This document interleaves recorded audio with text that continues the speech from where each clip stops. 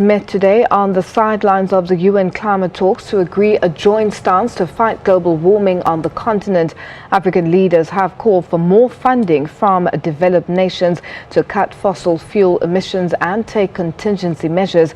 We are now joined via Skype from Morocco by South Africa's negotiator at COP22, Maesela Kekana. Maesela, thank you so much for joining us. What is South Africa looking to achieve in Marrakesh? Thank you for having me. South Africa came to Marrakesh with high hopes, and so far we've not been disappointed. Marrakesh is known as an implementation COP, and as a result, we are here to celebrate the success that we had in Paris. But the most important part is that the parties to the United Nations Framework Convention on Climate Change managed to ratify the Paris Agreement with great speed, such that it entered into force on the 4th of November. And we are here celebrating that moment. Yesterday we had the first meeting of the supreme body that governs the Paris Agreement. So we are quite happy with how things are proceeding. If I may answer your question in brief in terms of our priorities, the first priority for us was to ensure that there is a work program for the next coming 2 years on all the issues that are necessary for the implementation of the Paris Agreement. I can safely say we've concluded that work under what we call the ad hoc working group on the Paris Agreement. Yesterday, we concluded that work program for the next 2 years. The next issue was to ensure that we get some funds for adaptation as well as for building our national systems on transparency. And today there were many pledges towards that transparency regime. Now, so we're quite happy now. How critical is Morocco COP22? It is a stepping stone towards the full implementation of the Paris Agreement. First of all, we have to agree on the agenda of this supreme body that I mentioned, which is called the Conference of the Parties of the Paris Agreement. We first have to agree the agenda on that and agree on the rules of procedure for that, agree the work program for the next 2 years, because we have to conclude the necessary rules set so that we can be in a position to implement the Paris Agreement. So it's really about taking the work forward in terms of what we agreed to in Paris. So it is a critical step which we cannot afford to miss. We've heard about concerns and uneasiness at the conference about the Donald Trump victory in the U.S. elections. What is the sense among delegates? Is there a real threat of the U.S. pulling out of this pact, and how would that impact the whole process?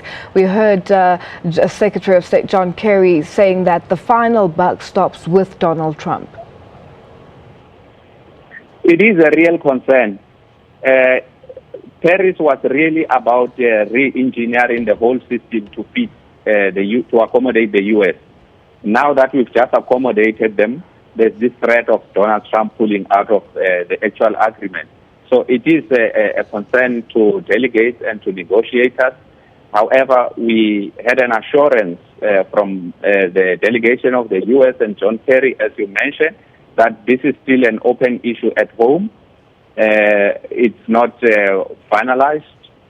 We wait to see what will be the next move when Trump takes office. However, having said that, we cannot stop the work that we need to do now, and the U.S. is participating actively in this negotiation. Now, African leaders met today to come up with a joint position on climate talks. Do you know what came out of those talks, and what kind of issues do we expect the continent to push for at the conference? Yes, our leaders, our presidents, our ministers met today under the leadership of the King. And they reaffirmed their commitment to tackling head-on this issue of climate change. And they reconfirmed that they will put resources towards the implementation of some of the agreements that we agreed to in Paris, or things that we agreed to in Paris. They also resolved that they will build resilience in societies, because this is a very important issue for Africa. And they called upon the developed world to provide finance to Africa, so that Africa can start deploying things like renewable energy at scale, which is very important. But there's other two African initiatives on adaptation, which they agreed to and called upon our partners to also assist, so that we can start building that resilience that is necessary going forward. Now, with that call from African countries and waiting for the promised aid from developed countries, or rich countries, so to speak, to fight global warming, is there a sign that these developed or rich countries will deliver on their promise with regards to financial aid? Yeah, the first point is that we are not waiting for them to deliver on finance. Our leaders today, they pledged to do their bits in terms of financing our own action. But on your second point about delivery, the developed countries actually produced a roadmap towards attainment of the $100 billion per year by 2020. And the roadmap clearly indicates that we are on track to meeting that objective, financial objective. So in our view, we believe that they will meet that objective, and they should meet that objective. But just to give you an example, they've already pledged about 9.9 billion to what we call the Green Climate Fund, which South Africa co-chairs. It co-chairs the board of that. And as such, the Green Climate Fund was able to disburse that money largely to African countries to start doing project preparation. And South Africa is also in the pipeline. We believe that the next time when the board meets, some of the project proposals that we put forward through our national implementing entities such as DBSA and SANBI will be agreed to. Now, so we are on track. What's the next step? Where to from here? Well, the big issue as we stand today pertains to this first meeting of this governing body of the APA. There's a little bit of an impasse in terms of how to proceed. We have work that was mandated by the Paris Agreement, but was not allocated to any subsidiary body to deal with.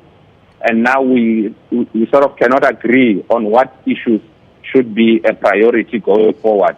So there are currently informal consultation going on, and we need to agree on those. But once we agree on the allocation of what we call the offense or the homeless issues, we should be home and dry.